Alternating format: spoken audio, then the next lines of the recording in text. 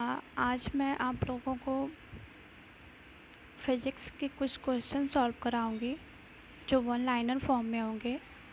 तो इस प्रकार है, चलिए स्टार्ट करते हैं। प्लेनसोल लाइन किसमें संदर्भ रेखा होती है? तो ये जहाज में होती है। ठीक है। नेक्स्ट है, नमी की भाप किस यंत्र द्वारा की जाती है? नमी की जो माप होती है उसको किस यंत्र द्वारा मापा जाता है? तो ये तो होता है हाइग्रोमीटर द्वारा। फिर कंटूर वे काल्पनिक रेखाएं हैं जो दर्शाती हैं, क्या दर्शाती हैं? वो बराबर ऊंचाई वाले छेद को दर्शाती हैं। ठीक है। और फिर नेक्स्ट है, गैल्वेनोमीटर के द्वारा क्या मापा जाता है? तो ये धारा को मापती है। ठीक है। नेक्स्ट है, किलोवाट घंटा किसका यूनिट है? तो ये ऊर्जा का यूनिट है। नेक्स्ट है, विद्युत आवेश का एसआई मात्रक क्या है? तो ये कूलाम होता है। नेक्स्ट है, 1 किलोवाट घंटा बराबर क्या होता है? तो 3.6 मेगाजूल के बराबर होता है 1 किलोवाट घंटा। नेक्स्ट है, प्रकाश वर्ष किस वस्तु के नापने की इकाई है? तो ये दूरी के नापने की इकाई है। प्रकाश वर्ष दूरी के नापने की इकाई है। नेक्स्ट है, एनीमोमीटर यंत्र से किस चीज़ की माप की जाती है? तो इससे हवा की दिशा और वेग की माप की जाती है। नेक्स्ट क्वेश्चन है कि प्रकाश के परिक्षेपण का अध्ययन करने के लिए किस उपकरण का प्रयोग किया जाता है? तो स्पेक्ट्रोमीटर का प्रयोग किया जाता है।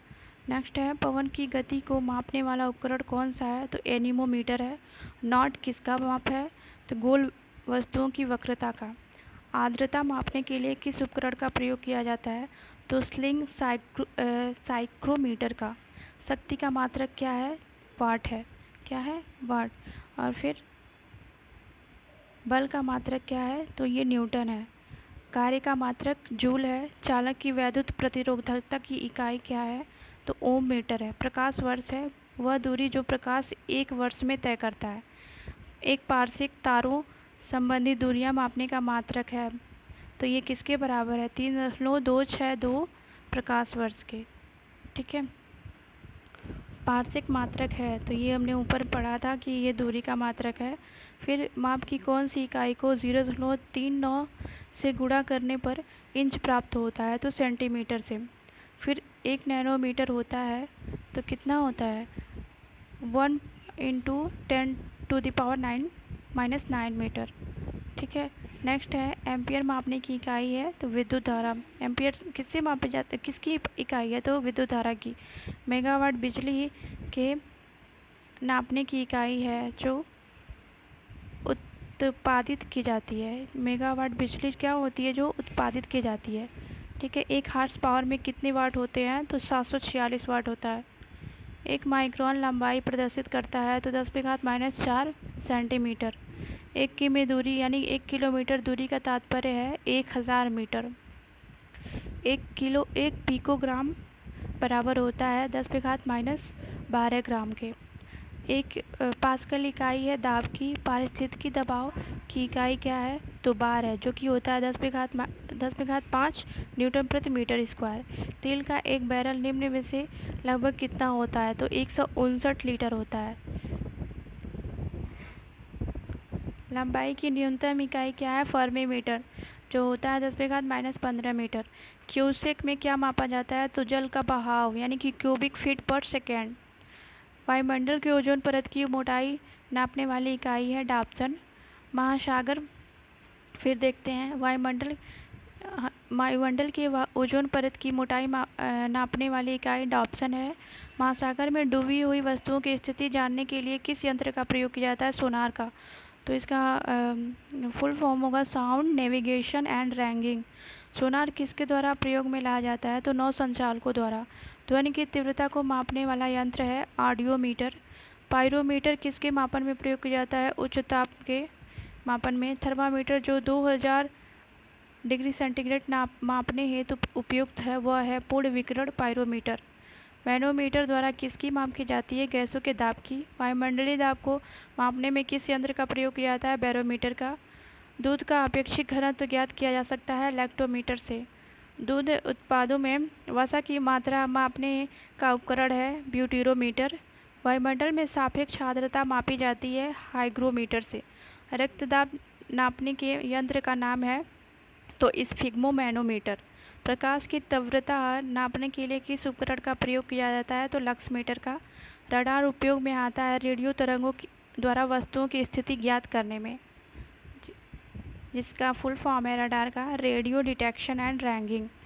नेक्स्ट स्लाइड पे चलते हैं। तो ये है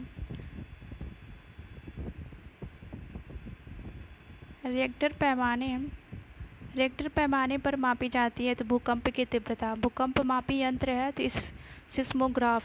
सदिश राशि कौन सी है तो विस्थापन, वेग, बल, संवेग। और अदिश राशि कौन कौन सी है तो दाब, ऊर्जा, कार्य, आयतन।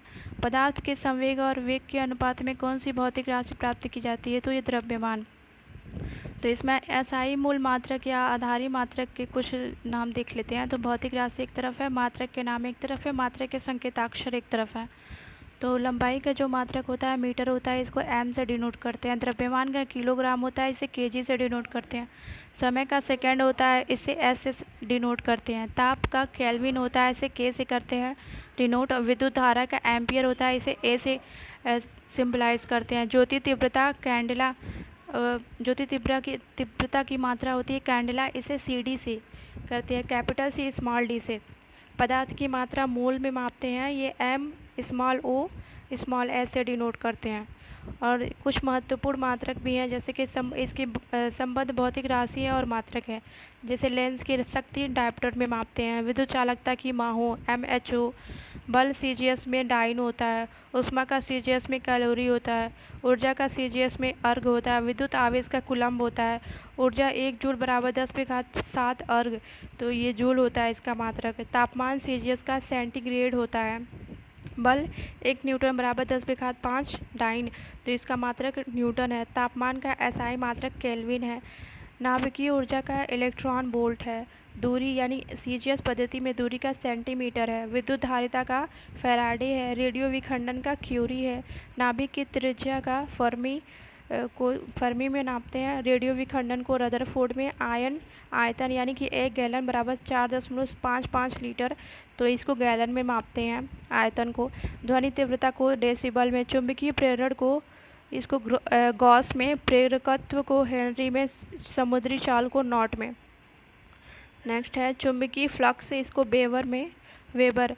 समुद्री गहराई यानी ये फैदम बराबर 6 फीट, तो इसको फैदम में। चुंबकीय तीव्रता को ऑस्टेड में। विभव या विभवांतर को वोल्ट में। समुद्री गहराई को फैदम या केबल में। शक्ति को किलोवाट में। कागज की माप को रिम में। आवृत्ति जो होती है उसे हर्ट्ज में। जलयानों द्वारा लदाई की सामान की इकाई फेटन होती है। शक्ति एक अश्व शक्ति बराबर 746 वाट होता है, इसे अश्व शक्ति में मापते हैं। किरण से उत्पन्न विकिरण की मात्रा को रोंटन में। चुंबकीय प्रेरण CGS में होता है, उसे मैक्सवेल में। द्रवों की प्रवाह को क्यूसेक में। चुंबकीय क्षेत्र को टेस्ला में। वायुयान की चाल ध्वनि की अपेक्षा मैक संख्या में। विद्युत ऊर्जा 1 यूनिट किलोवाट घंटा में। 12 दर्जन को ग्रूस में। ज्योति फ्लस्क को ल्यूमेन में। दूरी 1 क्यूबिट बराबर 18 इंच, तो इसको क्यूबिट में। ज्योति तीव्रता को कैंडल में। कंप्यूटर की याददाश्त मेमोरी को बिट्स में। दबाव को पास्कल या बार में। भूमि की माप यानी कि 4840 वर्ग गज को एकड़ में। दूरी यानी कि 1 लीग बराबर 3 मील, तो लीग में, दूरी को लीग में। काइनेटिक विस्कोसिटी CGS पद्धति में स्ट्रोक होता है।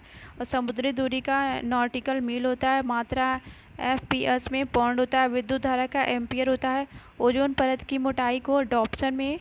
विद्युत प्रतिरोध को ओम में। पावर प्रदीपन तीव्रता को कैंडेला में मापते हैं। ये इंपॉर्टेंट मात्रक थे, उनकी राशियाँ और मात्रक थे जो हमने पढ़ लिया। अब यंत्रक है, उनके उपयोग क्या है। तो यंत्र में ओडोमीटर है, तो वाहन के पहियों द्वारा तय की गई दूरी का यंत्र है, ये इसका उपयोग किया जाता है। ओडोमीटर में विद्युत चुम्बकीय तरंगों की आवृत्ति मापने का यंत्र है ये। ऑडियोमीटर ध्वनि तीव्रता मापक यंत्र है। एमीटर विद्युत धारा मापक यंत्र है। नेक्स्ट स्लाइड पे चलते हैं, इसमें गति विषय कुछ क्वेश्चंस हैं। जैसे पहला है न्यूटन का पहला गति नियम किसकी संकल्पना देता है? तो ये जड़त्व की। यदि स्थिर वेग से चल रही गाड़ी में बैठा कोई बालक गेंद को वायु में सीधे ऊपर की ओर फेंक दे तो गेंद कहाँ गिरेगी? तो बालक के हाथ में गिरेगी। एक रबड़ की गेंद को 2 मीटर की ऊंचाई से गिराया जाता है। यदि प्रतिक्षिप्त होने के बाद कोई भी ऊर्जा और वेग का नुकसान नहीं है, तब कितनी ऊंचाई तक वह ऊपर उठेगी? तो 2 मीटर। वायु की ऊर्ध्वाधर गति को क्या कहते हैं? तो वायु प्रक्षोभ कहते हैं। क्रिकेट की गेंद को किस कोण से मारा जाना चाहिए ताकि वह अधिकतम क्षैतिज दूरी जा सके? तो ये क्षैतिज से 45 डिग्री का कोण बना के। किसी कालीन की सफाई के लिए यदि उसे छड़ी से पीटा जाए तो उसमें कौन सा नियम लागू होगा? तो गति का पहला नियम। नेक्स्ट क्वेश्चन है कि पवन का वेग किससे संबंधित है? तो ये है दाब प्रवणता से। किसी टावर के शीर्ष से समस्तरीय रूप से प्रक्षेपित किया गया कण जमीन पर उतनी दूरी पर गिरता है जो टावर के पात से ऊंचाई के बराबर होती है। तो कण द्वारा तय किया गया पथ कैसा होगा? तो ये परवलय होगा। यदि किसी कण का वेग समय ग्राफ y=mt+c द्वारा निरूपित हो तो कण किस वेग से चल रहा है? तो ये एक समान वेग के साथ चल रहा है।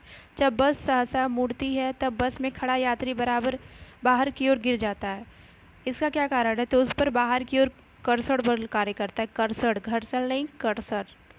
असमान वेग और एक समान त्वरण के साथ चल रहे पिंड के लिए वेग समय ग्राफ रैखिक होता है। कैसा होता है? रैखिक होता है। साधारण यंत्र किसी व्यक्ति की सहायता करता है कम बल का प्रयोग करके भी उतनी ही मात्रा में काम करने में। साधारण यंत्र किसी व्यक्ति की कैसे सहायता करता है? तो कम बल का प्रयोग करके भी उतनी ही मात्रा में काम करने में। वॉशिंग मशीन यानी कि प्रक्षालन मशीन का कार्य सिद्धांत है तो अपकेंद्रण। ऊर्जा संरक्षण का आशय है कि ऊर्जा का न तो सृजन हो सकता है और न ही विनाश। हवाओं की ऊर्जा होती है तो केवल गतिज होती है। एक ट्रेन जैसे ही चलना आरंभ करती है उसमें बैठे कुछ यात्री का सिर पीछे की ओर झुक जाता है। इसका कारण है स्थिरता का जड़त्व। सड़क पर चलने की अपेक्षा बर्फ पर चलना कठिन है क्योंकि बर्फ में सड़क की अपेक्षा घर्षण कम होता है। नेक्स्ट है एक तीक्ष्ण वृत्ताकार पथ पर तीव्र गति से जाता हुआ 4 पहियों वाला वाहन तो अंदर के पहियों पर उल्टेगा, बाहर की तरफ फिसलेगा। बल एवं कार्य और घर्षण के बारे में पढ़ते हैं तो इसको हम कल पढ़ते हैं। ठीक है, थैंक यू।